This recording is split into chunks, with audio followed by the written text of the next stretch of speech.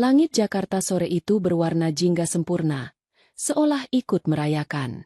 Dari balik dinding kaca sebuah gria tawang di lantai 80, kota terhampar seperti permadani kelap-kelip lampu yang tak berujung. Disinilah, di puncak dunia, Ayu merasa hidupnya baru saja dimulai. Gaun pengantinnya yang berwarna gading jatuh dengan anggun, tidak mewah, tetapi memancarkan keanggunan yang bersahaja, persis seperti dirinya. Ia menatap pantulan dirinya di kaca, seorang wanita yang telah membangun segalanya dari nol, seorang wanita yang kini siap menyerahkan hatinya sepenuhnya. Di luar sana, di antara para tamu undangan yang terbatas dan berkelas, Bram menunggunya. Pria itu, dengan senyumnya yang mampu meluluhkan gunung es, telah berhasil menembus benteng yang Ayu bangun selama bertahun-tahun. Bagi kebanyakan orang yang hadir, Ayu adalah seorang manajer senior yang karirnya meroket di sebuah perusahaan multinasional. Mereka mengenalnya sebagai wanita yang cerdas, pekerja keras, dan sedikit tertutup. Tidak seorang pun dari mereka, bahkan Bram sendiri, yang tahu rahasia terbesarnya.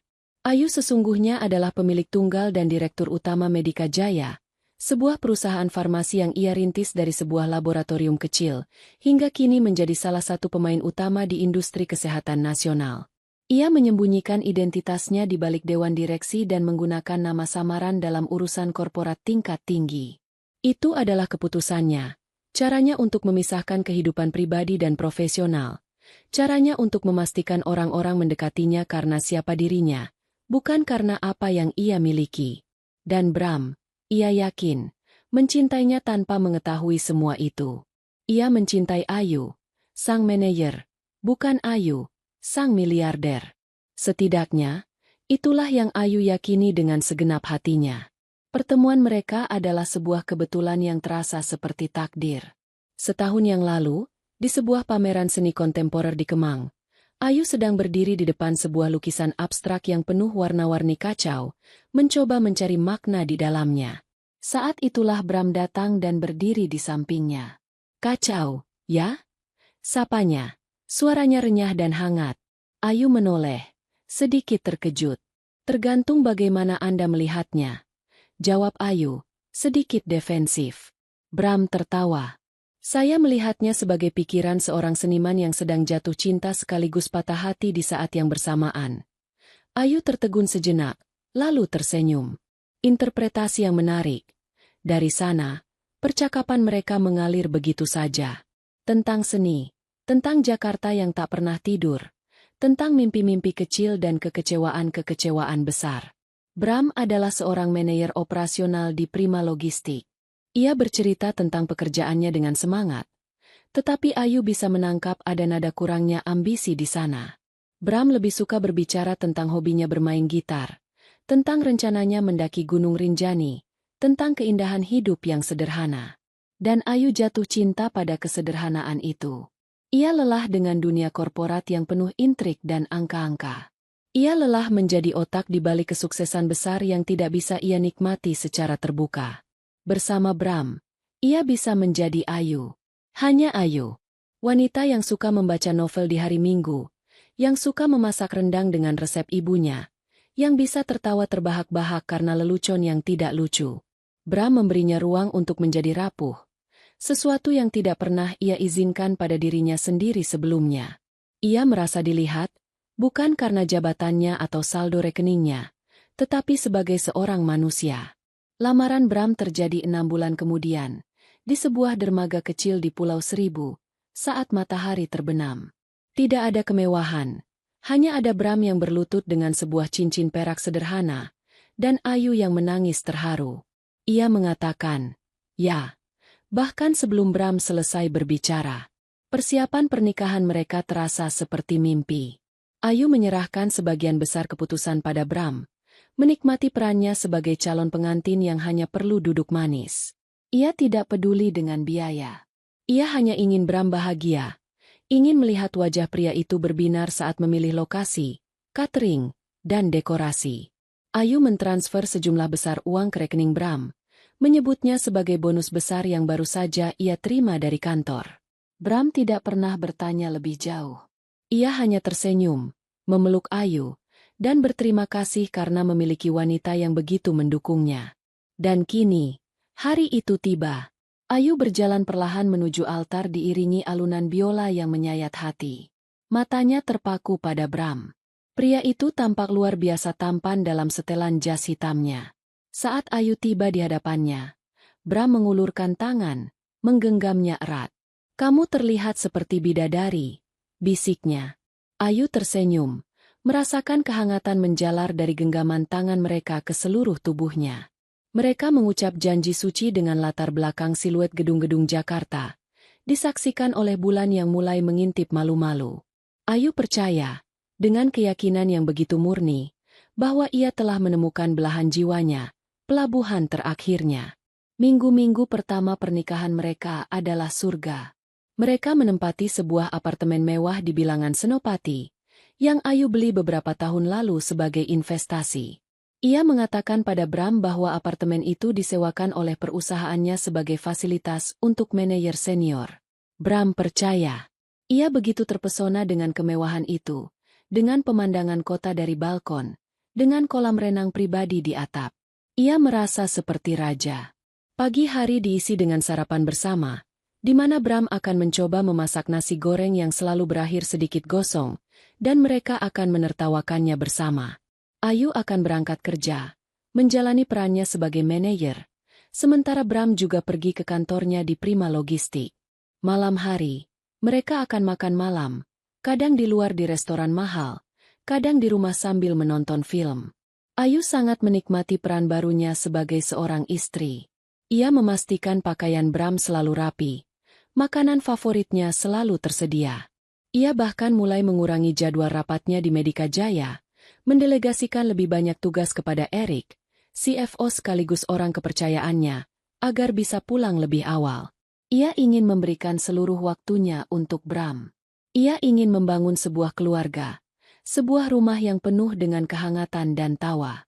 Ia sering membayangkan masa depan mereka, membayangkan anak-anak mereka berlarian di apartemen itu, membayangkan mereka menjadi tua bersama, duduk di balkon sambil mengenang masa muda mereka.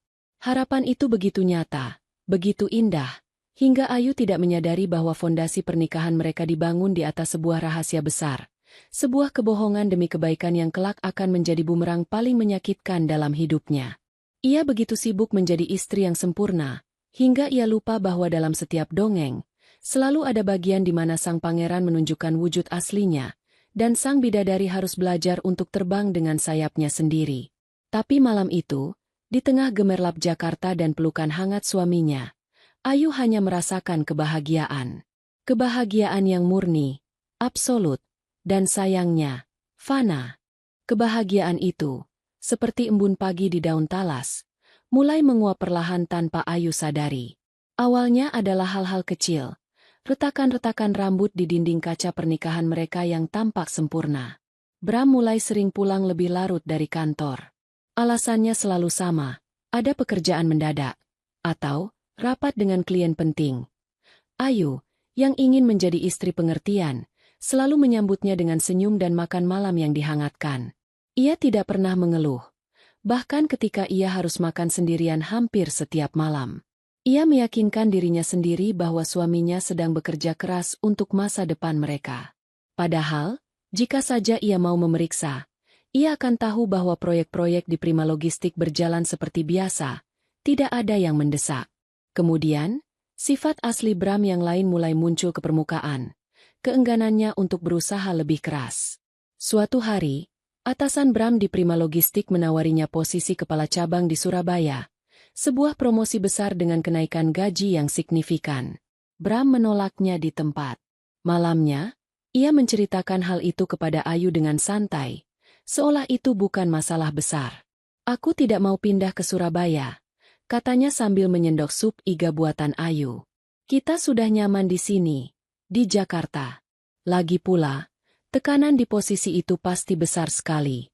Aku tidak butuh stres tambahan." Ayu mencoba memahami. "Tapi, Mas, ini kesempatan bagus untuk kariermu," bujuknya lembut. "Gajinya juga jauh lebih besar. Kita bisa mulai menabung lebih serius." Bram meletakkan sendoknya dengan sedikit kasar, menimbulkan bunyi denting yang memecah keheningan. Menabung? Untuk apa? Kita sudah punya semua yang kita butuhkan, kan? Kamu punya pekerjaan bagus. Kita tinggal di apartemen mewah. Uang bukan masalah. Ia menatap Ayu. Ada kilat aneh di matanya. Atau jangan-jangan kamu merasa aku tidak cukup baik untukmu?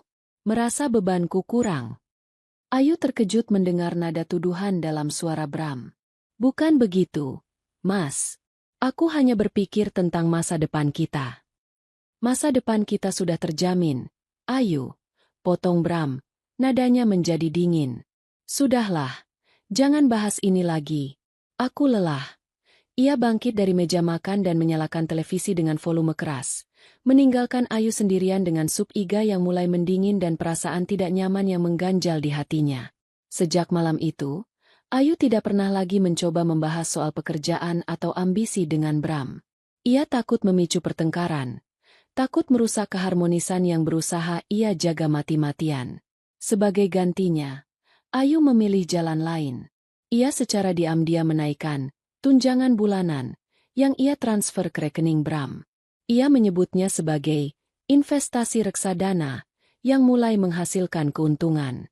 Bram menerimanya dengan senang hati, tanpa sedikit pun rasa curiga. Uang itu, yang seharusnya menjadi jaring pengaman finansial mereka, justru menjadi bahan bakar bagi gaya hidup Bram yang semakin boros. Ia mulai membeli jam tangan mewah, menjadi anggota klub golf eksklusif, dan sering mentraktir teman-temannya di bar-bar mahal. Tagihan kartu kreditnya yang dikirim ke apartemen mereka membengkak dari bulan ke bulan. Dan Ayu, setiap akhir bulan, akan duduk sendirian di ruang kerjanya, dengan sabar membayar lunas semua tagihan itu dari rekening pribadinya.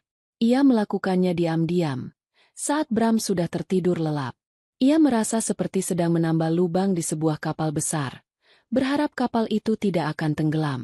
Beban finansial itu tidak hanya berhenti di situ. Suatu hari, Bram pulang dengan wajah murung. Ia bercerita bahwa adiknya di kampung sedang kesulitan biaya untuk menyekolahkan anaknya, keponakan Bram. Kasihan dia. Ayu. Anaknya pintar sekali, tapi sepertinya harus putus sekolah, kata Bram dengan nada sedih yang dibuat-buat. Hati Ayu yang lembut langsung tersentuh. Tanpa pikir panjang, ia berkata, biar aku yang bantu, Mas. Anggap saja itu hadiah dari kita untuk keponakanmu. Bram langsung tersenyum cerah, memeluk Ayu erat. Kamu memang bidadari. Sayang. Aku tidak tahu harus bagaimana tanpamu. Malam itu, Ayu mentransfer sejumlah uang yang cukup untuk biaya sekolah selama 3 tahun ke depan.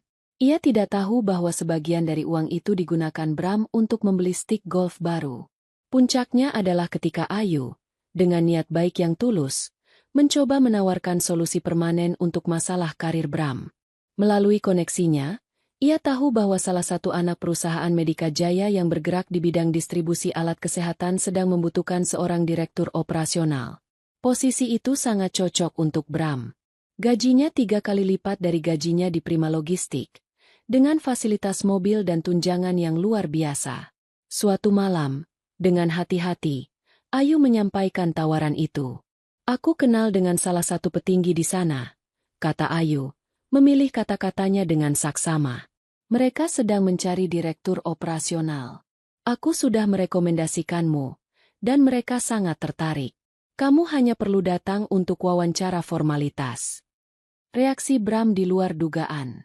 Wajahnya yang semula santai berubah menjadi kaku dan dingin. Ia menatap Ayu dengan tatapan menghina. Apa katamu? Kamu merekomendasikan? Jadi sekarang kamu mulai memakai koneksimu untuk mencarikanku pekerjaan. Suaranya rendah dan penuh penekanan. Aku hanya ingin membantu, Mas. Membantu atau mengontrol? Sela Bram tajam. Aku tidak butuh sedekahmu. Ayu, aku punya harga diri. Aku tidak akan pernah bekerja di sebuah perusahaan hanya karena istriku mengenal petingginya. Apa kata orang nanti? Mereka akan bilang aku mendapatkan pekerjaan karena mengemis pada istriku. Tapi ini bukan perusahaan sembarangan. Ini. Aku tidak peduli, bentak Bram. Suaranya menggema di ruangan itu. Sudah cukup kamu yang mengatur segalanya di rumah ini. Jangan coba-coba mengatur karierku juga. Aku bisa mencari jalanku sendiri. Pertengkaran itu adalah yang terburuk yang pernah mereka alami. Bram menuduh Ayu meremehkannya, menganggapnya tidak mampu, dan mencoba mendominasi hidupnya. Ayu, yang hanya berniat baik, merasa hatinya hancur. Ia mencoba menjelaskan, tetapi Bram tidak mau mendengar. Ia membanting pintu kamar dan tidak berbicara dengan Ayu selama 2 hari. Ayu menangis dalam diam, merasa bersalah meskipun ia tidak tahu di mana letak kesalahannya. Ia merasa seperti berjalan di atas hamparan pecahan kaca. Setiap langkah harus ia ambil dengan hati-hati agar tidak terluka. Sejak insiden itu, Bram menjadi semakin acuh tak acuh dan mudah tersinggung. Ia jarang lagi memuji masakan Ayu. Ia tidak pernah lagi bertanya bagaimana hari Ayu di kantor. Percakapan mereka hanya sebatas basa-basi. Kehangatan di antara mereka perlahan memudar, digantikan oleh hawa dingin yang canggung. Ayu merasa semakin kesepian. Ia memiliki suami yang tidur di ranjang yang sama, tetapi terasa seperti orang asing. Ia menanggung semua beban sendirian, beban finansial, beban emosional, dan beban rahasia besarnya. Dinding kaca pernikahan mereka kini penuh dengan retakan yang semakin besar dan dalam. Dari luar, orang-orang masih melihat pasangan yang sempurna di apartemen yang indah. Tapi di dalam, Ayu tahu, segalanya mulai hancur berkeping-keping. Cuaca di luar seringkali mendung, seolah langit Jakarta pun bisa merasakan kesedihan yang menyelimuti hati Ayu. Ia hanya bisa berharap badai tidak akan datang. Sebuah harapan yang naif, karena awan-awan hitam itu sudah berkumpul tepat di atas atap rumah tangganya. Ketika Ibu Fatma datang berkunjung dari Cianjur, Ayu merasa secercah kehangatan yang telah lama hilang kembali menyinari rumahnya. Ibunya datang membawa oleh-oleh hasil kebun, aroma teh dan tanah basah yang menenangkan. Sebuah kontras yang tajam dengan aroma parfum mahal dan pengharum ruangan otomatis di apartemen mewah itu. Ibu Fatma adalah wanita yang sederhana.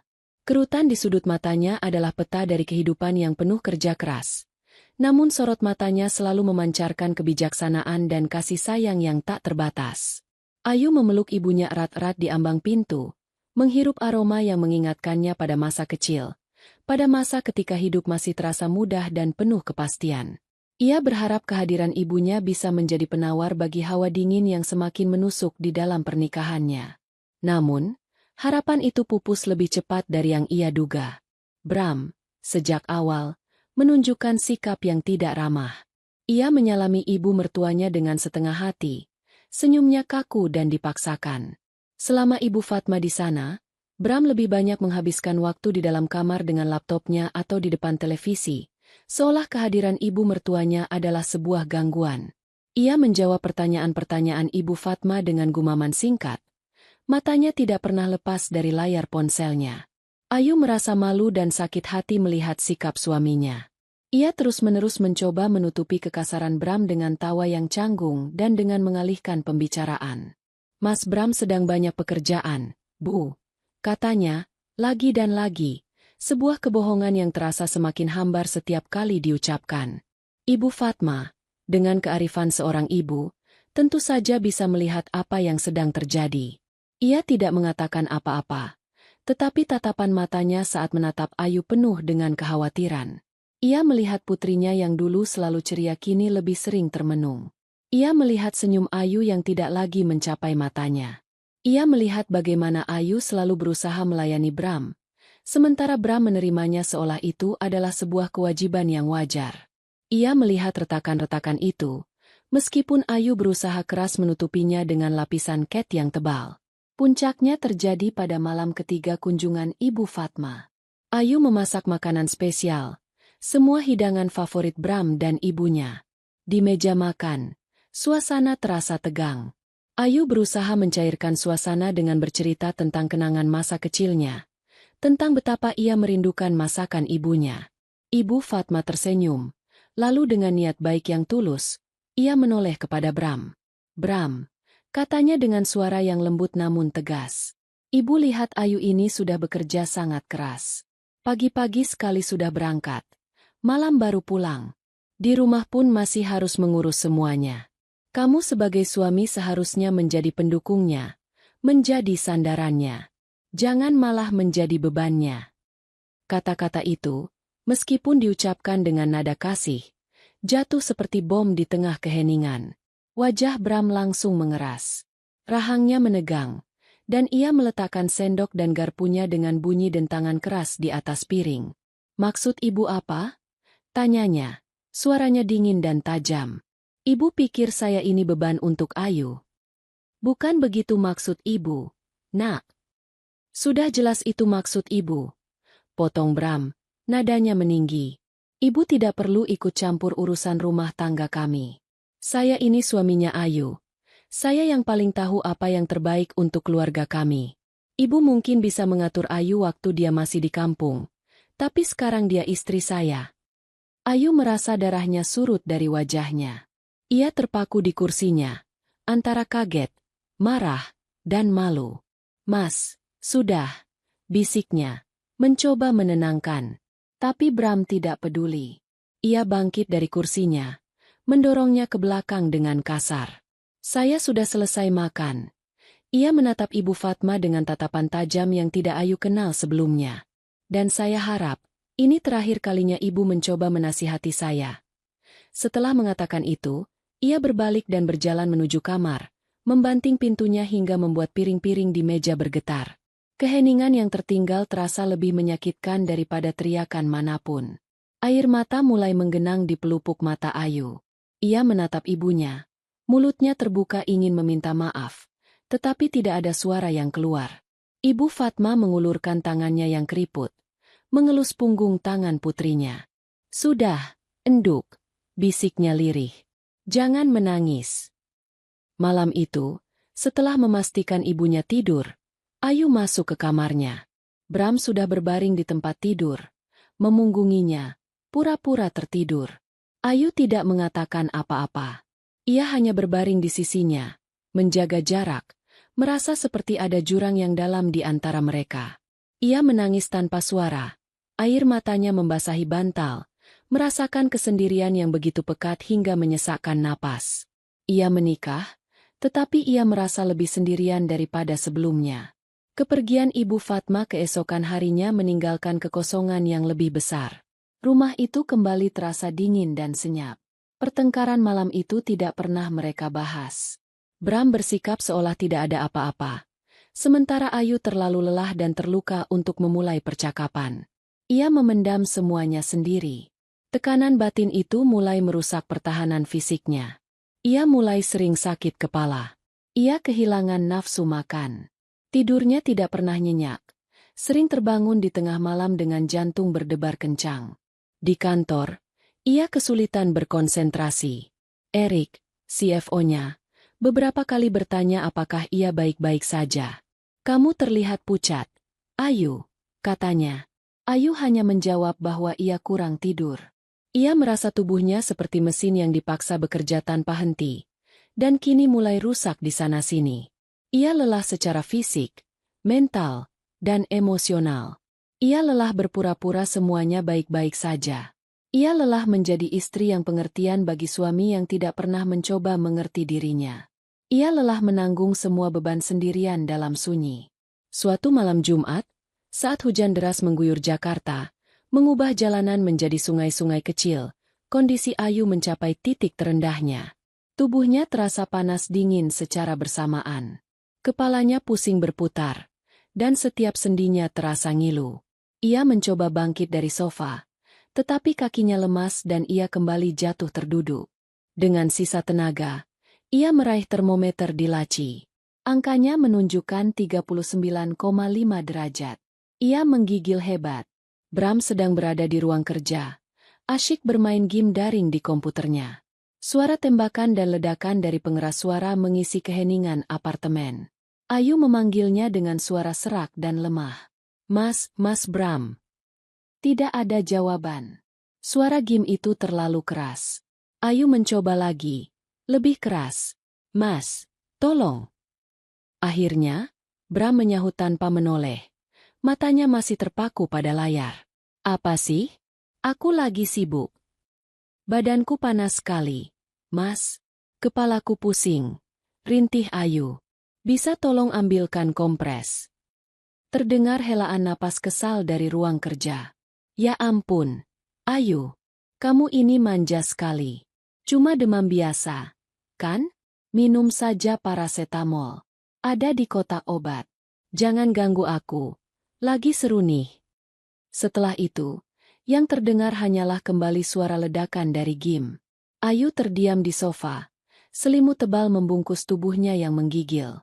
Kata-kata Bram yang dingin dan acuh tak acuh terasa lebih menyakitkan daripada demam yang membakar tubuhnya. Di saat ia merasa begitu lemah dan tak berdaya, di saat ia paling membutuhkan suaminya, pria itu lebih memilih Gim daripada dirinya. Malam itu, di tengah gemuruh guntur dan kilat yang menyambar-nyambar di luar jendela, Ayu akhirnya mengerti. Ia tidak hanya sendirian. Ia telah diabaikan. Cintanya, pengorbanannya, semuanya tidak berarti apa-apa. Harapan terakhirnya untuk pernikahan itu padam. Seperti lilin yang ditiup oleh angin badai. Yang tersisa hanyalah kegelapan dan rasa sakit yang tak terhingga. Pagi harinya, Ayu memaksakan diri untuk bangkit. Demamnya sedikit turun setelah ia menelan beberapa butir obat semalam. Tetapi tubuhnya masih terasa remuk. Ia melihat Bram sudah tidak ada di apartemen. Hanya ada secari kertas di meja makan. Aku ada acara golf dengan teman-teman di Bogor. Mungkin pulang malam. Tidak ada pertanyaan tentang keadaannya. Tidak ada ucapan semoga lekas sembuh. Hanya sebuah pemberitahuan. Ayu meremas kertas itu. Rasa pahit memenuhi kerongkongannya. Dengan sisa-sisa kekuatan yang ia miliki, ia bersiap-siap untuk pergi ke kantor. Pekerjaan adalah satu-satunya pelariannya. Satu-satunya tempat di mana ia merasa dihargai dan memiliki kendali. Di ruang rapat utama Medika Jaya, Ayu sedang memimpin sebuah pertemuan krusial dengan tim riset dan pengembangan. Mereka membahas peluncuran produk baru yang akan menjadi penentu masa depan perusahaan. Ayu, dengan profesionalismenya yang tinggi, berusaha menyembunyikan kondisi fisiknya. Ia berdiri di depan layar proyektor, menjelaskan data dan grafik dengan suara yang ia paksa agar terdengar mantap. Namun, di tengah-tengah presentasinya, ia merasa pandangannya mulai kabur. Ruangan itu terasa berputar, dan suara rekan-rekannya terdengar seperti dengungan dari kejauhan. Keringat dingin membasahi pelipisnya. Ia mencoba berpegangan pada meja, tetapi kakinya terasa seperti jeli. Ayu, kamu baik-baik saja? Suara Erik terdengar cemas dari seberang meja. Ayu mencoba menjawab, tetapi yang keluar dari mulutnya hanyalah gumaman. Ia melihat wajah-wajah cemas di sekelilingnya sebelum semuanya menjadi gelap. Ia ambruk di lantai ruang rapatnya sendiri. Kepanikan meledak. Erik, tanpa pikir panjang, segera berteriak memanggil bantuan dan mengangkat tubuh Ayu yang lemas, membawanya keluar dari ruangan. Ia tidak menunggu ambulans. Ia melarikan Ayu ke rumah sakit swasta terbaik di Jakarta dengan mobilnya sendiri. Ketika Ayu sadar, hal pertama yang ia cium adalah bau antiseptik yang tajam. Ia membuka matanya perlahan, melihat langit-langit putih yang asing dan merasakan jarum infus tertancap di punggung tangannya. Erik duduk di kursi samping tempat tidurnya. Wajahnya tegang penuh kekhawatiran. "Syukurlah kamu sudah sadar," kata Erik. Suaranya terdengar lega. "Kamu membuat kami semua takut setengah mati." "Apa yang terjadi?" tanya Ayu lemah. "Kamu pingsan di tengah rapat. Dokter bilang kamu kelelahan dan dehidrasi parah. Mereka sedang melakukan beberapa tes untuk mencari tahu penyebabnya," jelas Erik. Beberapa jam kemudian, seorang dokter parubaya dengan wajah serius masuk ke kamar rawat Ayu. Erik diminta untuk menunggu di luar. Dokter itu duduk di samping Ayu, menatapnya dengan tatapan penuh empati yang justru membuat jantung Ayu berdebar kencang. Dokter itu menjelaskan hasil pemeriksaan CT scan dan tes darah dengan bahasa yang hati-hati. Kata-kata seperti massa, lesi, dan pankreas berdengung di telinga Ayu. Ia tidak sepenuhnya mengerti istilah medisnya, tetapi ia mengerti keseriusan di wajah dokter itu. Lalu, diagnosis itu dijatuhkan. Sebuah kalimat yang menghancurkan dunianya dalam hitungan detik. "Ibu Ayu, kami menemukan adanya tumor pada pankreas ibu. Berdasarkan hasil awal, tumor ini bersifat ganas dan agresif. Kami perlu melakukan biopsi untuk memastikannya, tapi ibu harus segera memulai perawatan. Tumor pankreas. Kanker. Kata itu terasa asing dan mengerikan. Dunia Ayu seakan berhenti berputar. Ia hanya bisa menatap dokter itu dengan pandangan kosong. Ini tidak mungkin terjadi. Ia masih muda. Ia selalu menjaga pola makan. Ia tidak pernah merokok. Bagaimana mungkin? Ribuan pertanyaan berkecamuk di kepalanya. Tetapi mulutnya terkunci. Yang ia rasakan hanyalah ketakutan yang dingin dan melumpuhkan.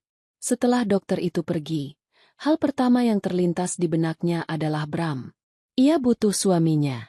Ia butuh dukungan Bram lebih dari apapun saat ini. Dengan tangan gemetar, ia meraih ponselnya dan menekan nomor Bram. Telepon berdering. Sekali, 2 kali, 3 kali. Tidak diangkat.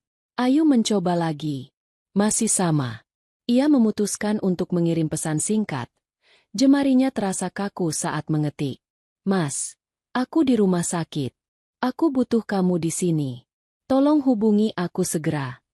Ia menatap layar ponselnya, menunggu dengan napas tertahan. Beberapa menit kemudian, tanda centang 2 biru muncul di pesannya.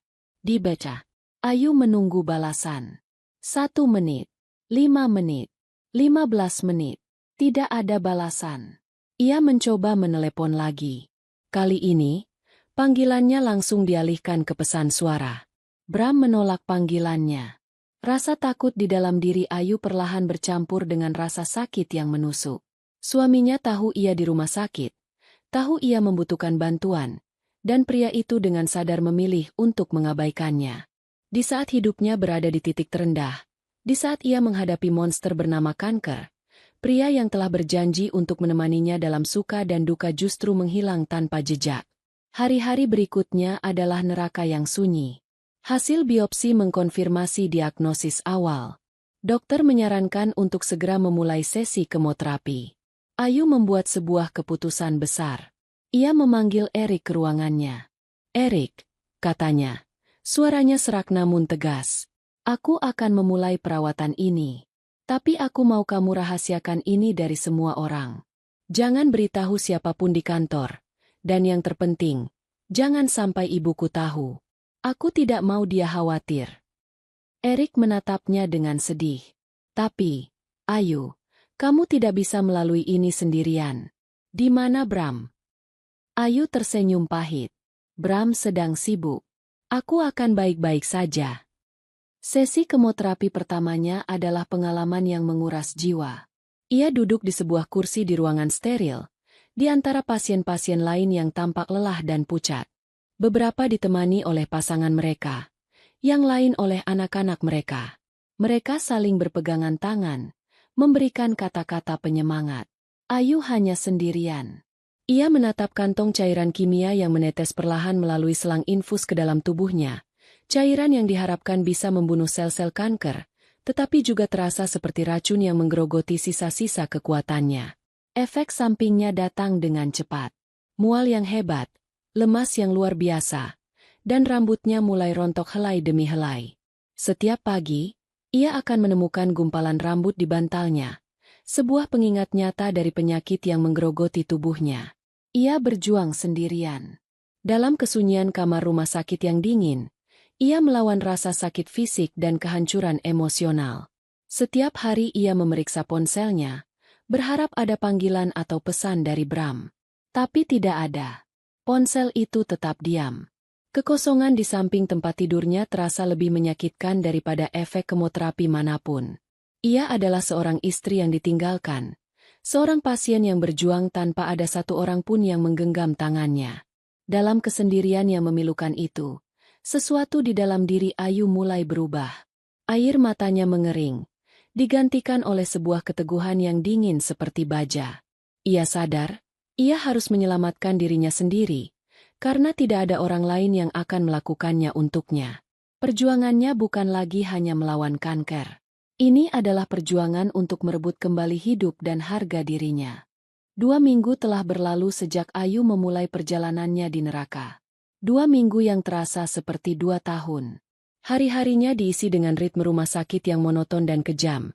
jarum infus, kantong kemoterapi, rasa mual yang tak kunjung hilang, dan kelelahan yang meresap hingga ke tulang sumsum. Rambutnya yang dulu hitam legam dan tebal kini menipis secara drastis, menyisakan helaian-helaian rapuh yang mengingatkannya pada kerapuhan tubuhnya sendiri. Ia telah melewati fase penyangkalan, kemarahan, dan kesedihan yang mendalam. Kini, yang tersisa adalah semacam penerimaan yang pasrah, sebuah ketenangan yang dingin di tengah badai. Ia sudah berhenti memeriksa ponselnya setiap 5 menit. Ia sudah berhenti berharap akan ada panggilan dari Bram. Ia telah menerima kenyataan bahwa ia harus melalui ini sendirian. Ia sedang mencoba membaca sebuah buku, meskipun kata-kata di halaman itu tampak menari-nari di depan matanya yang lelah, ketika pintu kamar rawatnya terbuka. Ayu mendongak, mengira itu adalah perawat yang datang untuk memeriksa infusnya. Tapi yang berdiri di ambang pintu adalah Bram. Untuk sesaat, sepersekian detik yang terasa abadi, hati Ayu melonjak. Sebersit harapan bodoh yang ia kira sudah mati, ternyata masih bernapas. Ia datang. Akhirnya ia datang. Mungkin ia baru tahu, mungkin ia sibuk luar biasa, mungkin ada penjelasan logis untuk keheningannya selama ini. Bram melangkah masuk. Ia tidak terlihat seperti suami yang cemas. Ia tidak terlihat panik atau sedih. Ia mengenakan kemeja polo bermerek yang disetrika rapi dan celana katun yang mahal. Rambutnya tertata sempurna, dan ia membawa aroma parfum yang sama seperti yang ia pakai di hari pernikahan mereka. Ia tidak membawa bunga, tidak membawa buah, tidak membawa tatapan rindu. Ia hanya membawa tas kerja kulitnya dan ekspresi wajah yang datar dan tak terbaca. Ia menarik kursi di samping tempat tidur Ayu dan duduk, meletakkan tasnya di lantai. "Hai," sapanya. Suaranya terdengar canggung. "Hai," jawab Ayu lirih. Suaranya serak. Ia tidak tahu harus berkata apa. Ia menunggu. Menunggu penjelasan, permintaan maaf, atau setidaknya sebuah pertanyaan tentang keadaannya. Bram berdeham, menghindari tatapan mata Ayu. Ia menatap ke dinding, ke selang infus, kemana saja selain ke wajah pucat istrinya. "Aku sudah dengar tentang keadaanmu," katanya. "Aku turut prihatin." Turut prihatin. Dua kata itu terasa seperti tamparan. Bukan, "Aku khawatir setengah mati," atau "Maafkan aku baru datang." Hanya sebuah ungkapan simpati yang dingin dan berjarak, seperti yang diucapkan orang asing pada sebuah pemakaman. "Aku sudah mencoba mencarimu," bisik Ayu. Suaranya bergetar. "Aku menelepon, mengirim pesan." "Aku tahu," potong Bram cepat. "Aku sedang sibuk. Banyak masalah di kantor. Dan jujur saja, Ayu, aku butuh waktu untuk berpikir." Ia akhirnya menatap Ayu, dan di matanya tidak ada kehangatan, hanya ada kalkulasi yang dingin. "Aku sudah banyak berpikir tentang pernikahan kita. Tentang kita." Jantung Ayu mulai berdebar tak karuan, bukan karena harapan, tapi karena firasat buruk. "Dan aku rasa ini tidak akan berhasil," lanjut Bram. Ia meraih tas kerjanya, membukanya, dan mengeluarkan sebuah amplop coklat tebal. Ia meletakkannya di atas meja kecil di samping tempat tidur Ayu, tepat di sebelah gelas air putihnya. "Aku mau kita cerai." Dunia Ayu seakan pecah berkeping-keping. Napasnya tercekat di tenggorokan. Cerai? Di sini? Sekarang? Di saat ia sedang berjuang antara hidup dan mati? Ia menatap amplop itu, lalu menatap wajah Bram, mencoba mencari setitik keraguan atau penyesalan. Ia tidak menemukan apa-apa. Kenapa? Hanya itu kata yang berhasil keluar dari bibirnya yang kering. Bram menghela napas, seolah pertanyaan Ayu adalah sebuah gangguan sepele.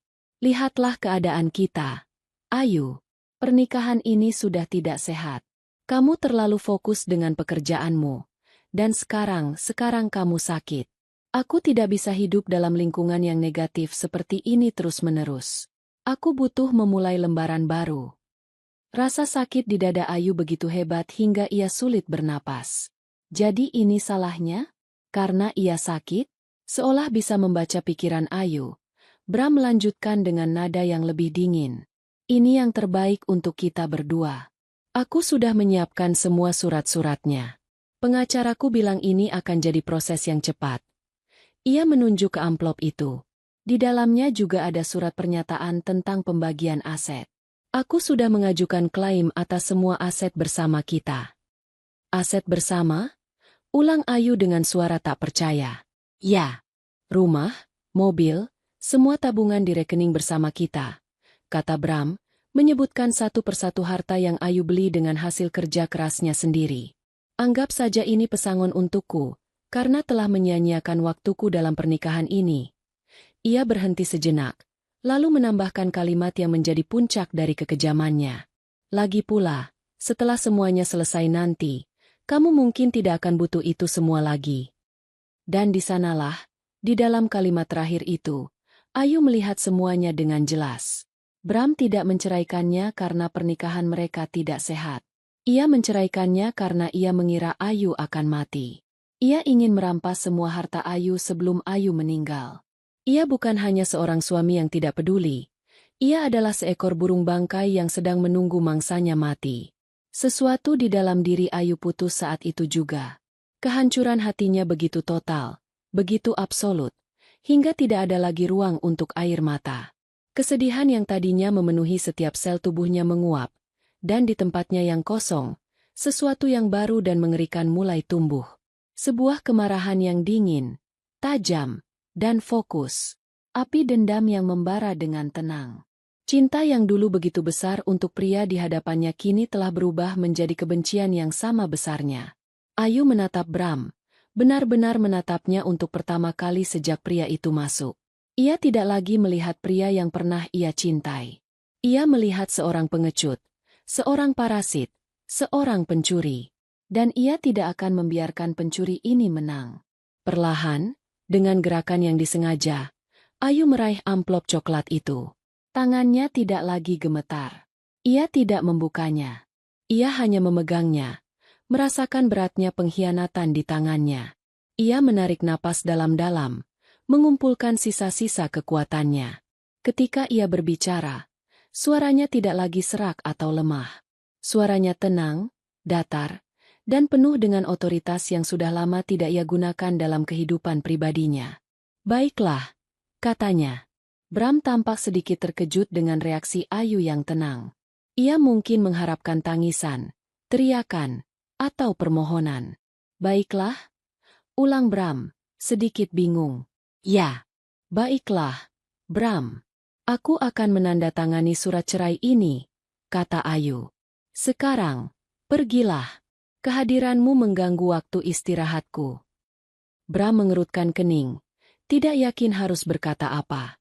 Ia bangkit dari kursinya. Baguslah kalau kamu bisa mengerti. Ini yang terbaik. Ia mengambil tasnya dan berjalan menuju pintu. Sebelum ia keluar, ia berbalik. Pengacaraku akan menghubungimu. Lalu ia pergi, menutup pintu di belakangnya, meninggalkan keheningan yang memekakan. Ayu duduk sendirian di kamarnya selama beberapa menit, membiarkan apa yang baru saja terjadi meresap sepenuhnya. Ia tidak hancur. Ia tidak putus asa. Sebaliknya, ia merasakan sebuah energi baru yang aneh mengalir di dalam dirinya. Tujuan. Ia punya tujuan baru. Bukan hanya untuk sembuh dari kankernya, tetapi untuk bertahan hidup dan membalas dendam. Ia akan mengambil kembali semua yang menjadi miliknya. Ia akan menghancurkan pria yang telah mencoba menghancurkannya di saat ia paling rapuh. Dengan tekad yang baru ditemukan, Ayu meraih ponselnya dari meja. Ia tidak menelepon ibunya. Ia tidak menelepon pengacara. Ia menekan nomor satu-satunya orang di dunia yang mengetahui rahasia terbesarnya. Satu-satunya orang yang bisa ia percaya untuk menjalankan rencananya. Telepon itu tersambung setelah dering kedua. Halo, Erik, kata Ayu. Ayu, bagaimana keadaanmu? Apa kata dokter? Suara cemas Erik terdengar di seberang. Aku akan baik-baik saja, Erik, jawab Ayu, dan untuk pertama kalinya setelah sekian lama, ia benar-benar meyakininya. Dengar, aku punya pekerjaan untukmu. Ini sangat penting. Siapkan tim hukum terbaik kita. Batalkan semua agendaku yang lain. Mulai sekarang, kita punya satu prioritas utama. Apa itu? Ayu. Ayu menatap amplop coklat di pangkuannya. Sebuah senyum tipis yang dingin tersungging di bibirnya. Waktunya sang ratu mengambil kembali kerajaannya. Keesokan paginya, kamar rawat Ayu di rumah sakit telah berubah fungsi. Dari ruang pemulihan yang sunyi, kini menjadi pusat komando perang. Erik datang tidak sendirian. Ia membawa serta Elisa Harper, kepala tim hukum Medika Jaya, seorang wanita parubaya yang terkenal dengan ketajamannya di ruang sidang dan loyalitasnya yang tanpa batas pada Ayu. Mereka tidak membawa bunga atau kartu ucapan. Mereka membawa laptop, tumpukan dokumen tebal, dan sebuah proyektor mini. Sementara perawat memeriksa infus Ayu, Erik dan Elisa sudah sibuk menyiapkan peralatan mereka. Ayu, meskipun masih pucat dan lemah, duduk bersandar di bantalnya dengan otoritas seorang direktur utama. Matanya yang biasanya sayu kini berkilat dengan kecerdasan dan fokus yang tajam. Ia tidak lagi terlihat seperti pasien yang tak berdaya. Ia adalah seorang jenderal yang sedang merancang strategi pertempuran. "Selamat pagi," sapanya. Suaranya tenang namun mengandung kekuatan. "Terima kasih sudah datang secepat ini. Kita tidak punya banyak waktu." Erik memulai presentasinya, menampilkan struktur perusahaan dan daftar klien utama di dinding putih kamar rumah sakit. "Seperti yang kita semua tahu," kata Erik, menunjuk sebuah nama di daftar itu. "Prima Logistik adalah salah satu mitra logistik terbesar kita. Mereka menangani hampir seluruh distribusi produk kita di Pulau Jawa." "Dan berapa persen pendapatan mereka yang berasal dari kontrak dengan Medika Jaya?" tanya Ayu, meskipun ia sudah tahu jawabannya. Erik mengganti slide. Sebuah diagram lingkaran muncul, dengan satu irisan besar berwarna merah mendominasi hampir 2/3 lingkaran. 62%, tepatnya, jawab Erik. "Tanpa kita, mereka akan lumpuh dalam hitungan bulan." Ayu mengangguk perlahan. "Bagus." Ia kemudian menoleh pada Elisa. "Elisa, kau ingat surat kuasa absolut yang pernah aku tanda tangani untuk ibuku beberapa tahun lalu?" Elisa mengangguk. "Tentu saja, Ayu. Surat kuasa yang memberikan Ibu Fatma hak untuk bertindak sebagai perwakilan hukummu dalam semua urusan perusahaan.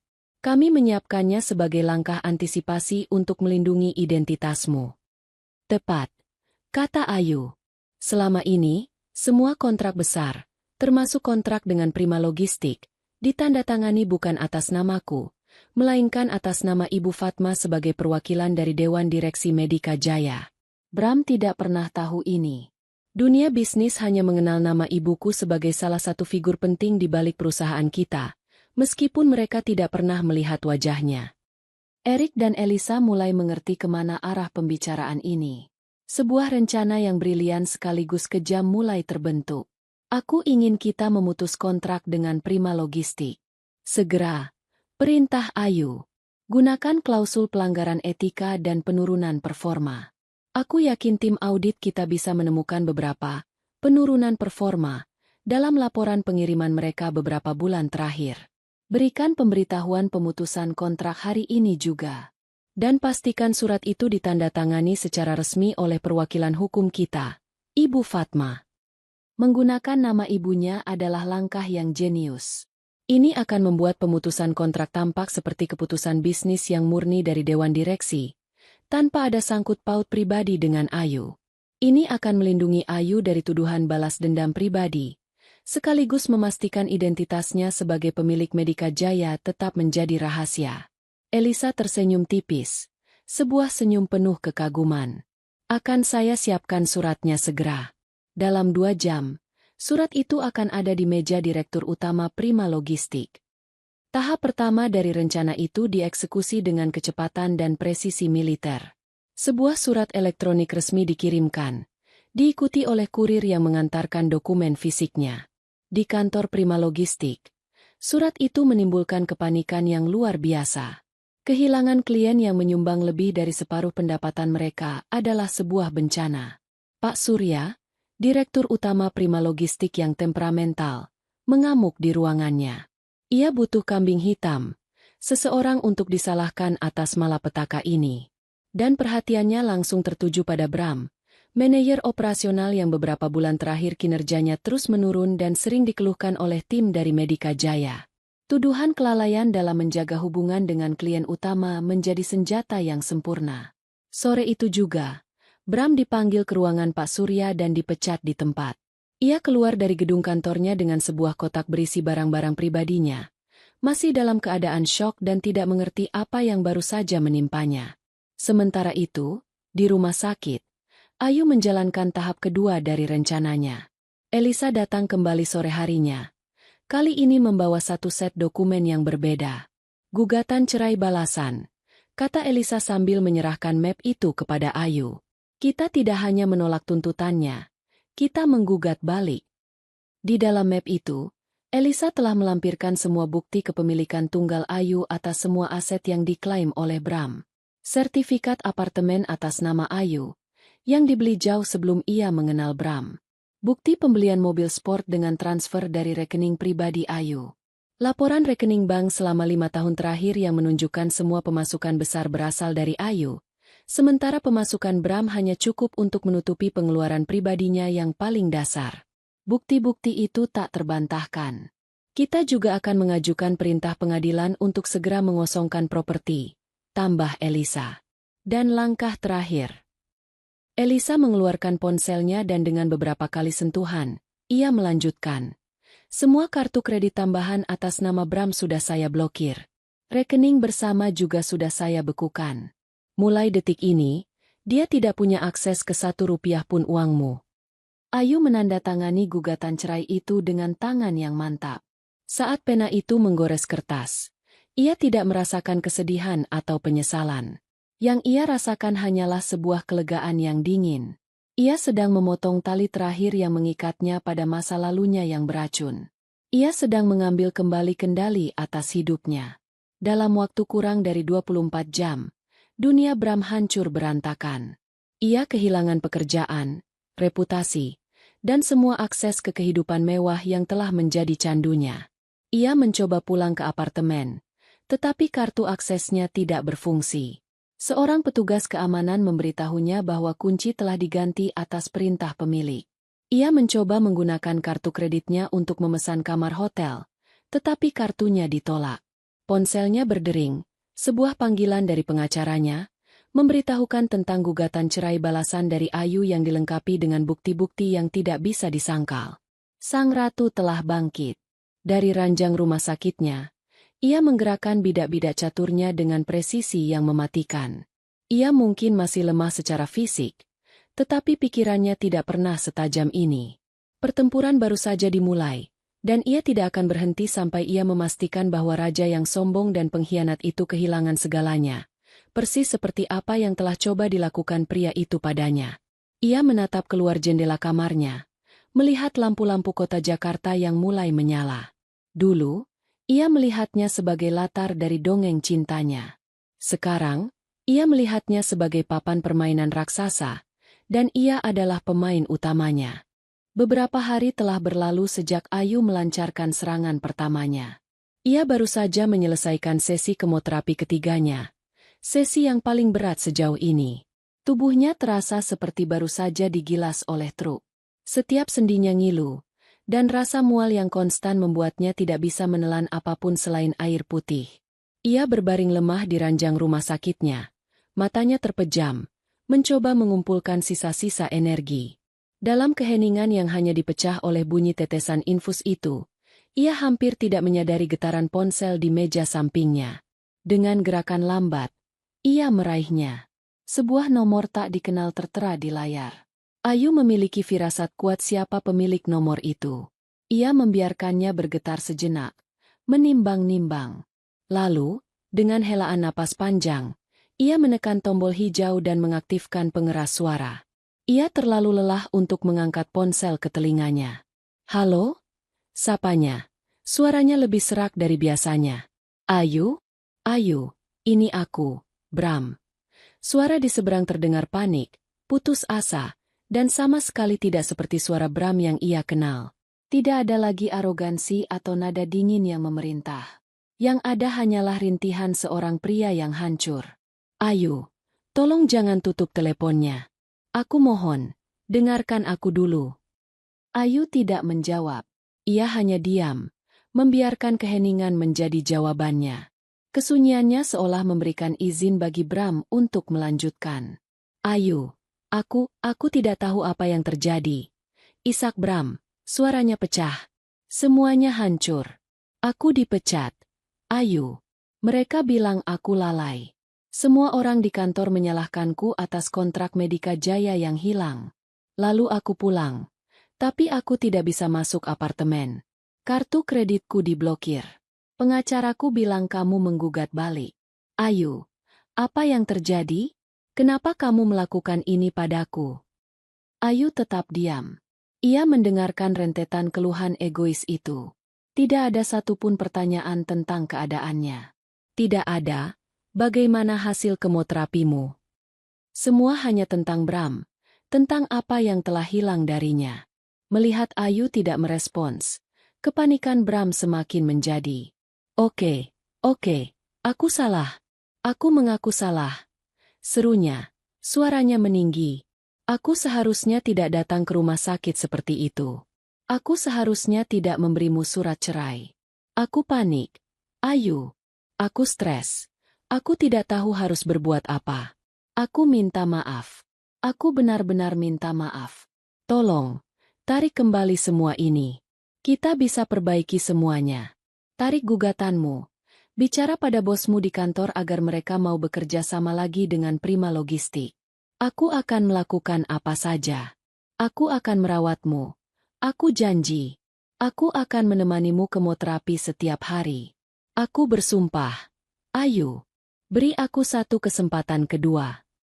Permohonan itu, yang mungkin beberapa minggu lalu akan membuat hati Ayu luluh, kini terdengar hampa dan menjijikan.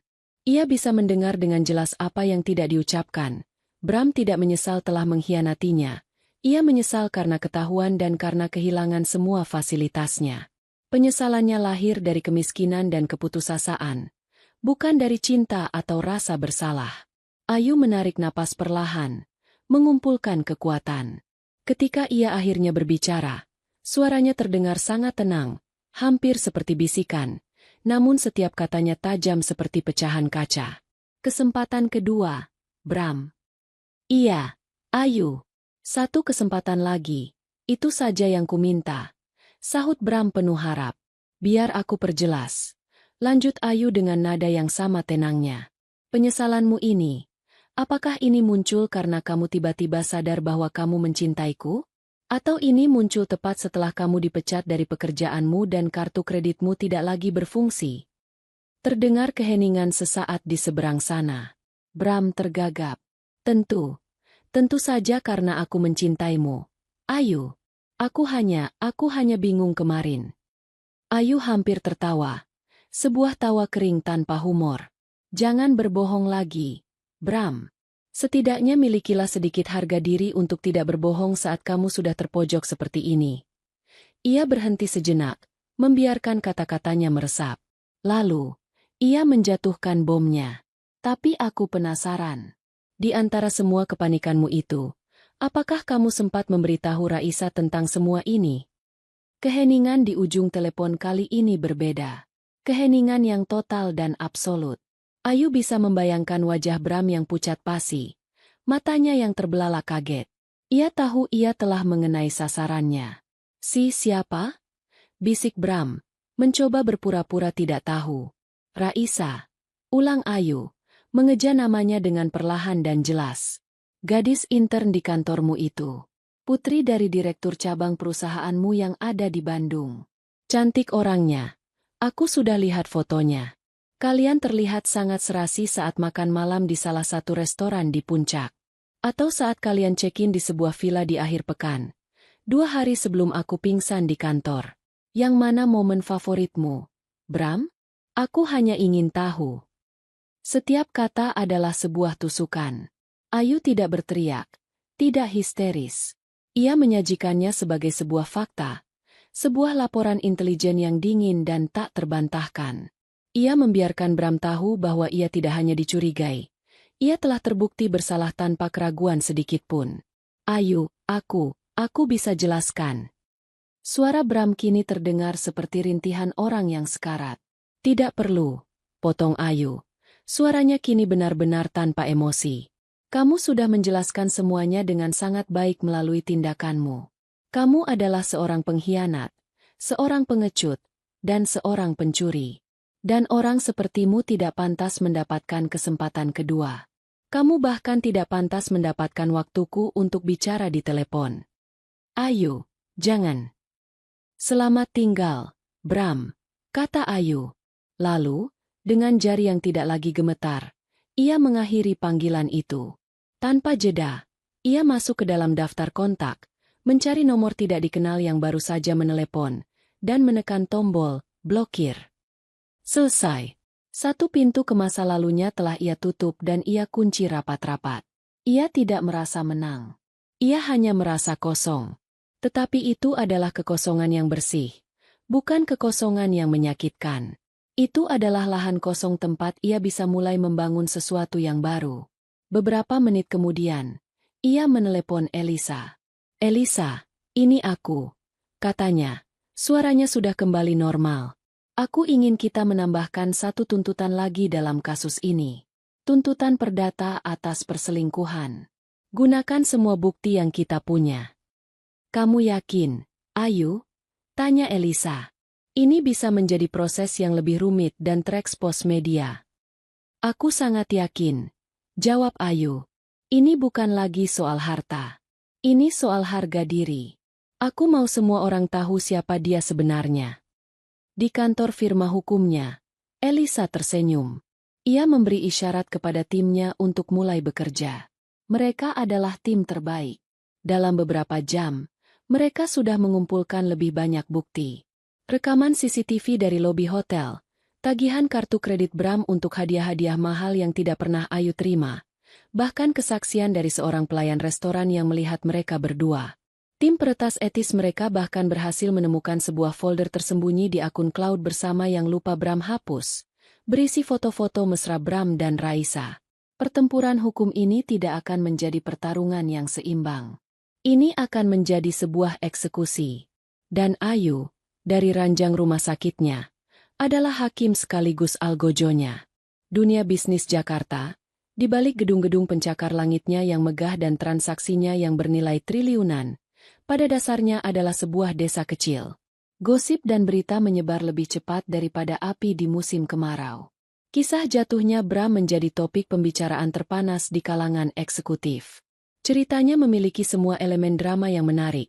Seorang manajer yang sedang naik daun, kehilangan klien terbesar perusahaannya secara misterius, pemecatan yang memalukan, dan gugatan cerai yang brutal dari istrinya yang kaya raya. Lalu, lapisan terpedas dari cerita itu pun terkuak. Perselingkuhan dengan seorang anak magang. Reputasi Bram hancur berkeping-keping. Namanya masuk daftar hitam di hampir semua perusahaan perekrutan eksekutif. Setiap kali ia mengirimkan lamaran pekerjaan, ia akan menerima penolakan halus atau tidak dibalas sama sekali. Para kolega yang dulu menepuk punggungnya kini menghindarinya di acara-acara sosial. Teman-teman yang dulu sering ia traktir kini tidak pernah lagi mengangkat teleponnya. Ia menjadi paria, contoh nyata dari seseorang yang memiliki segalanya lalu kehilangannya dalam sekejap karena kesombongan dan kebodohannya sendiri. Ia bertahan hidup selama beberapa minggu dengan sisa uang tunai yang ia miliki dan dengan menjual beberapa barang mewahnya. Jam tangan Rolex-nya ia jual dengan harga miring kepada seorang kolektor. Stick golf edisi terbatasnya ia lego di sebuah forum daring. Pakaian-pakaian bermereknya ia jual kiloan. Setiap barang yang ia lepaskan adalah pengingat dari kehidupan yang pernah ia miliki, kehidupan yang ia sia-siakan. Uang hasil penjualan itu habis dengan cepat untuk membayar pengacara yang tidak kompeten dan untuk menutupi biaya hidupnya yang paling dasar. Setelah puluhan lamaran untuk posisi manajerial ditolak, Bram mulai menurunkan standarnya. Ia melamar untuk posisi supervisor, lalu staf senior, lalu bahkan untuk posisi staf junior. Tetapi namanya sudah terlalu tercemar.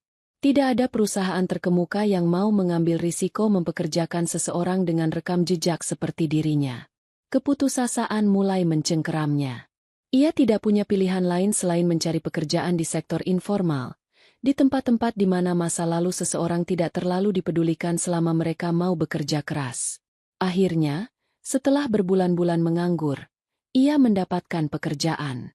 Bukan di gedung kantor yang dingin ber-AC di pusat kota, melainkan di sebuah gudang logistik raksasa di pinggiran Bekasi. Ia diterima sebagai supervisor shift malam. Pekerjaannya adalah memastikan para kuli angkut memuat dan membongkar barang dari truk sesuai jadwal.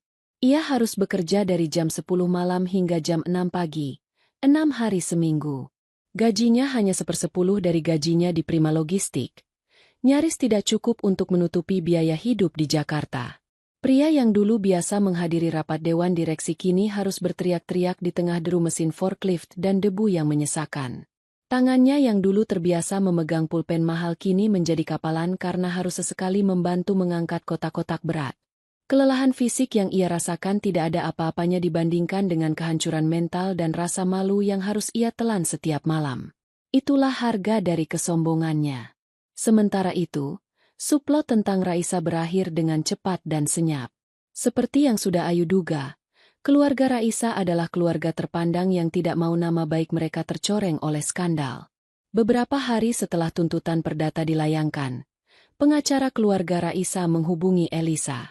Mereka tidak mencoba melawan.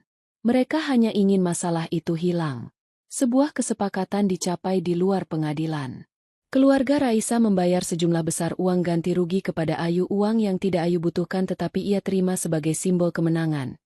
Sebagai imbalan atas pencabutan tuntutan dan perjanjian untuk tidak membawa masalah itu ke media. Ayu setuju. Tujuannya bukanlah menghancurkan gadis muda itu, melainkan menghancurkan kebohongan Bram. Setelah kesepakatan itu, Raisa menghilang dari peredaran. Akun media sosialnya dihapus. Dan menurut informasi yang didengar Elisa, ia dikirim oleh keluarganya untuk melanjutkan sekolah di luar negeri, sebuah cara elegan untuk mengasingkannya hingga skandal itu dilupakan. Dengan hilangnya pekerjaan dan sumber pendapatan lainnya, Bram terlempar ke jurang kemiskinan. Ia tidak bisa lagi membayar sewa apartemen kecil yang ia tempati setelah diusir dari rumah Ayu. Ia terpaksa pindah ke sebuah kamar kos sempit dan pengap di daerah padat penduduk, dengan kamar mandi bersama dan dinding yang tipis seperti kertas. Tumpukan utang dari kartu kredit pribadinya dari masa lalu kini mulai mengejarnya. Teleponnya terus-menerus berdering, bukan dari teman-temannya, melainkan dari para penagih utang yang suaranya tidak kenal ampun. Suatu malam, setelah menyelesaikan shift kerjanya yang melelahkan, Bram kembali ke kamar kosnya.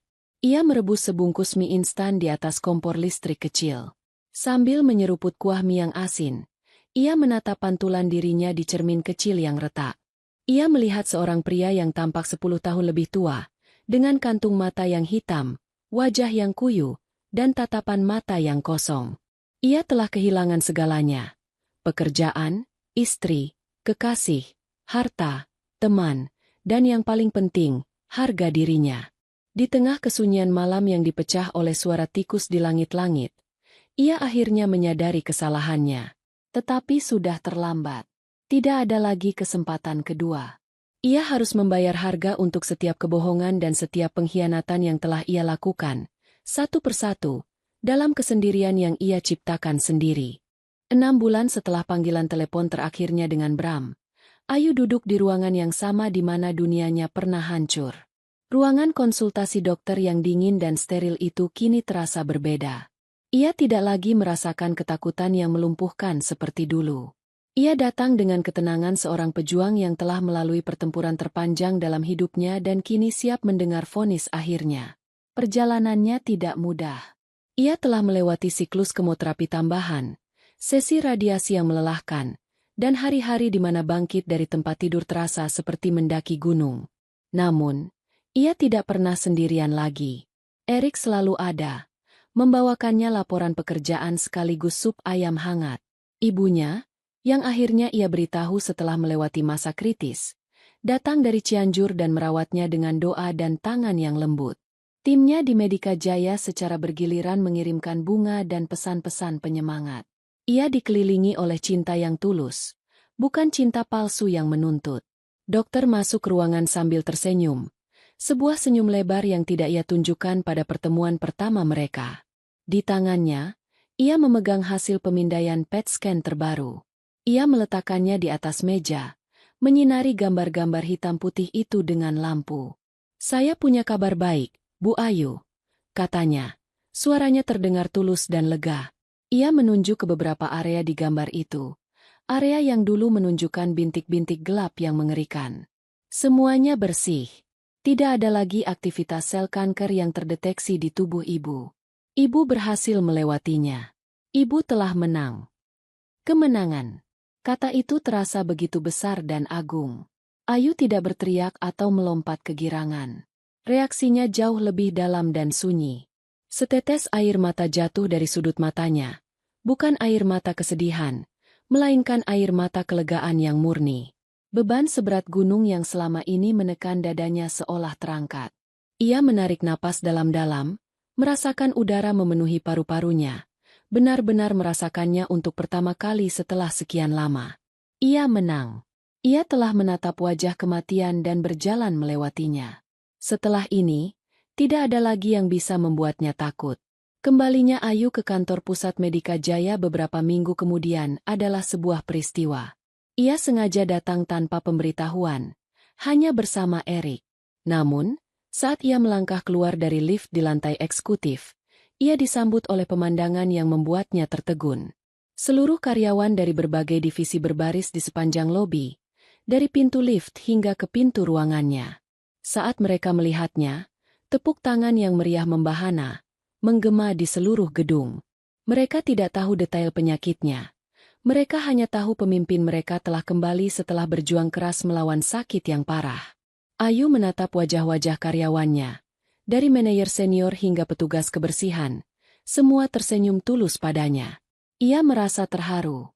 Ini adalah keluarga yang ia bangun. Ini adalah kerajaannya, bukan karena ia memilikinya, tetapi karena ia telah menumpahkan darah, keringat, dan air matanya untuk membangunnya bersama mereka. Penampilannya telah berubah. Rambutnya kini dipotong sangat pendek. Gaya pisiekat yang membingkai wajahnya yang sedikit lebih tirus namun memancarkan kekuatan yang tak terbantahkan. Tidak ada lagi jejak kerapuhan di matanya. Yang ada hanyalah ketenangan, fokus, dan ketegasan seorang pemimpin yang telah teruji oleh api. Ia mengangkat tangannya, dan tepuk tangan itu perlahan mereda. "Terima kasih," katanya. Suaranya mantap dan jelas. "Terima kasih telah menjaga rumah kita saat saya pergi. Sekarang, mari kita kembali bekerja."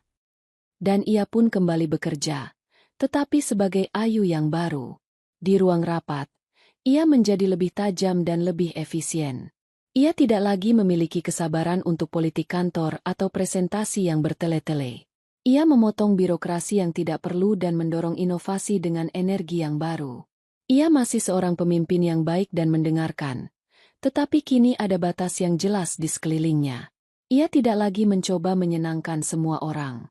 Ia membuat keputusan berdasarkan data dan intuisi, bukan berdasarkan kebutuhan untuk divalidasi.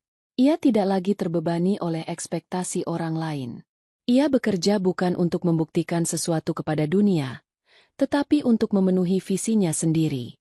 Transformasi itu juga terasa dalam kehidupan pribadinya. Ia menjual apartemen mewah di Senopati itu tanpa menoleh ke belakang. Setiap sudut di tempat itu terasa tercemar oleh kenangan buruk. Ia tidak ingin lagi hidup di tengah gemerlap Jakarta yang terasa palsu. Ia mendambakan ketenangan, ruang untuk bernapas, dan tempat di mana ia bisa mendengar pikirannya sendiri.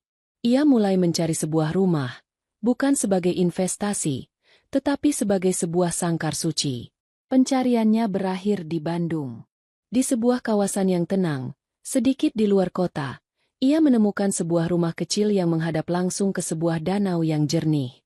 Rumah itu tidak besar atau mewah, tetapi memiliki jendela-jendela besar yang membiarkan cahaya matahari masuk dengan leluasa, dan sebuah teras kayu yang menjorok ke arah air. Ia langsung jatuh cinta pada tempat itu. Ia membelinya dan mulai menatanya dengan seleranya sendiri. Ia memilih perabotan yang nyaman dan bersahaja, memenuhi rak-rak buku dengan novel-novel yang belum sempat ia baca, dan mulai menanam bunga-bunga di taman kecilnya. Suatu sore, setelah seharian bekerja dari rumah, Ayu membuat secangkir teh melati dan duduk di terasnya. Matahari senja melukis langit dengan warna oranye dan ungu, memantulkan cahayanya yang lembut di permukaan danau yang tenang. Tidak ada suara klakson mobil atau deru pembangunan. Hanya ada suara angin yang berdesir lembut di antara pepohonan dan suara jangkrik yang mulai bernyanyi. Ia menyesap tehnya, merasakan kehangatannya menyebar ke seluruh tubuhnya. Disinilah ia menemukannya. Bukan kemenangan yang gemerlap atau balas dendam yang membara, melainkan sesuatu yang jauh lebih berharga, kedamaian. Kedamaian yang datang dari penerimaan diri, dari melepaskan masa lalu, dan dari keberanian untuk memulai kembali. Ia telah kehilangan seorang suami, tetapi ia telah menemukan dirinya sendiri. Dan dalam ketenangan danau di hadapannya, ia merasa lebih utuh dan lebih bebas daripada sebelumnya. Cuaca cerah dan hangat, seolah alam semesta pun setuju bahwa babak baru dalam hidupnya telah dimulai. Beberapa bulan kemudian, saat musim hujan mulai menyapa Bandung dengan gerimisnya yang syahdu, Erik datang berkunjung. Ia telah menjadi lebih dari sekadar tangan kanan Ayu dalam bisnis.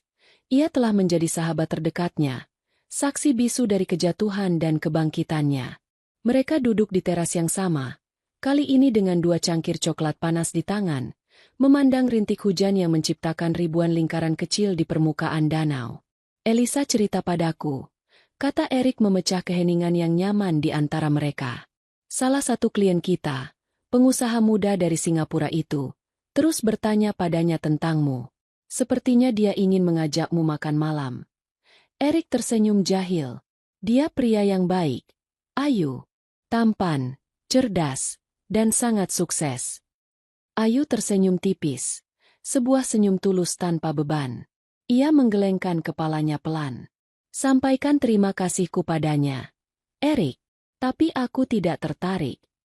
"Kamu tidak bisa menutup hatimu selamanya," kata Erik lembut.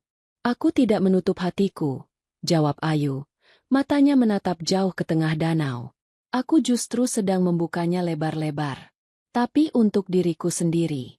Selama bertahun-tahun, aku mendefinisikan kebahagiaanku melalui orang lain. Melalui restu ibuku, melalui kesuksesan perusahaanku, dan yang paling parah, melalui senyuman seorang pria. Sekarang, aku sedang belajar untuk menemukan kebahagiaan itu dari dalam. Aku sedang menikmati masa penyembuhan ini, Erik. Menikmati kemandirianku, menikmati kesendirian yang damai ini. Aku tidak butuh seorang pria untuk membuatku merasa utuh." Erik menatapnya. Ada kekaguman yang tulus di matanya.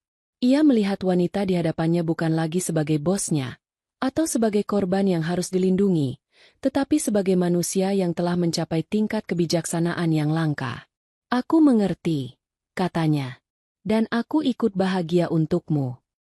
Mereka terdiam lagi, menikmati suara hujan dan kehangatan coklat di tangan mereka. Keheningan di antara mereka tidak lagi canggung, melainkan penuh dengan pemahaman yang tak terucapkan. "Aku sering berpikir tentang semua yang terjadi setahun terakhir ini," kata Ayu pelan, lebih seperti berbicara pada dirinya sendiri. "Rasanya seperti mimpi buruk yang panjang. Pengkhianatan, rasa sakit, ketakutan semuanya terasa begitu nyata. Ada saat-saat di mana aku pikir aku tidak akan sanggup melewatinya." Ia berhenti sejenak, lalu menoleh pada Erik. "Dulu, aku pikir orang yang kuat adalah orang yang tidak pernah jatuh, tidak pernah gagal, tidak pernah terluka. Aku membangun tembok yang begitu tinggi di sekelilingku, berusaha menjadi wanita super yang sempurna dalam segala hal. Tapi aku salah. Kekuatan sejati," lanjutnya, "ternyata bukan datang dari tidak pernah jatuh. Kekuatan sejati datang dari kemampuan kita untuk bangkit setiap kali kita jatuh terpuruk.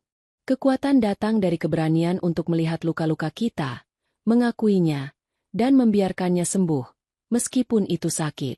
Kekuatan datang dari kemampuan untuk memaafkan, bukan untuk orang lain, tapi untuk diri kita sendiri, agar kita bisa melepaskan beban itu dan terbang lebih tinggi." Refleksi itu adalah puncak dari perjalanannya. Ia telah memaafkan Bram, bukan karena Bram pantas mendapatkannya, tetapi karena Ayu pantas mendapatkan kedamaian. Ia tidak lagi membawa kebencian di dalam hatinya. Ia telah melepaskannya, membiarkannya tenggelam di dasar danau yang dalam bersama dengan semua kenangan pahit lainnya. Malam itu, setelah Erik pulang, Ayu berdiri sendirian di terasnya. Hujan telah reda, menyisakan udara yang bersih dan segar. Bulan purnama muncul dari balik awan, menebarkan cahayanya yang keperakan di atas permukaan air yang tenang. Ayu menatap pantulan dirinya di jendela kaca. Ia melihat seorang wanita dengan rambut pendek, dengan bekas luka yang tak terlihat, dan dengan senyum yang tenang di bibirnya. Ia bukan lagi bidadari naif yang mencari cinta dalam bayangan orang lain. Ia adalah bidadarinya sendiri, dengan sayap yang ia bangun dari puing-puing kehancurannya. Ia akhirnya mengerti. Kebahagiaan bukanlah tujuan akhir yang harus dicari dalam diri orang lain.